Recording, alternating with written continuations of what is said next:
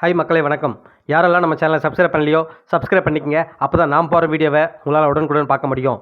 இப்போ பார்த்தீங்கன்னா ஒரு ஷாக்கிங்கான நியூஸ் பற்றி தான் சொல்ல போகிறேன். என்னென்னு பார்த்தீங்கன்னா இப்போ சமீப காலமாக எல்லாருமே கேள்விப்படுற ஒரு வார்த்தை ரூட் மாஃபியா. ஸோ ரூட் மாஃபியானா என்ன? ஸோ எதுக்காக அந்த வேர்டு யூஸ் பண்ணுறான்னு பார்த்தீங்கன்னா சோசியல் மீடியாவில் ஒரு 1 வீக்காக 10 டேஸாகவே சொல்லலாம்.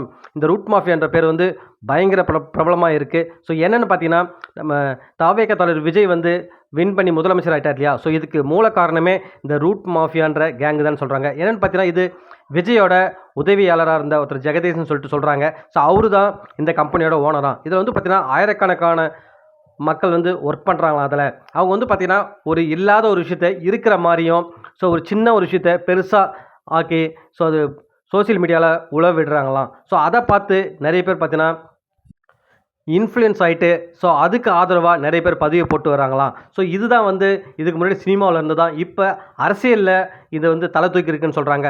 அது மட்டும் இல்லாமல் இப்போ விஜய் ஜெயிச்சார் இல்லையா? ஸோ இதுக்கு மெயின் ரீசன் பார்த்தீங்கன்னா இந்த ரூட் மாஃபியா கேங்கு தான் சொல்கிறாங்க. ஸோ உண்மையாகவே இதை கேட்கும்போது ரொம்ப ஷாக்கிங்காக இருக்குது. இது உண்மையாக இருக்கும் பட்சத்தில் கண்டிப்பாக வந்து இது யாராலையும் அக்செப்ட் பண்ண முடியாத அளவுக்கு தான் இருக்கும். ஏன்னு பார்த்தீங்கன்னா நடிகை ஓவியா இருக்காங்க இல்லையா? ஸோ அவங்க கூட பார்த்தீங்கன்னா ரூட் மாஃபியா பற்றி ஒரு சில டைம் வந்து அவங்களோட இன்ஸ்டாகிராமில் ஷேர் பண்ணியிருப்பாங்க. ஸோ அவங்கள பற்றி ஒரு தவறான ஒரு எக்ஸாம்பிளாக இருக்கான்ற மாதிரி தான் ஓவியாவும் சொல்லியிருப்பாங்க. ஸோ மக்கள் இப்போ நிறைய பேர் இதை பற்றி பேச ஆரம்பிச்சதால் நம்ம பேச வேண்டியதாக போச்சு. ஸோ நீங்கள் என்ன நினைக்கிறீங்க? ஸோ ரூட் மாஃபியான்னு ஒன்று இருக்கா இல்லை இல்லையா? இல்லை மக்களாக சும்மா சொல்கிறாங்களான்னு சொல்லிட்டு கமெண்ட் செக்ஷனில் கமெண்ட் பண்ணுங்கள். மீண்டும் அடுத்த வீடியோவில் உங்களை சந்திக்கிறேன். நன்றி.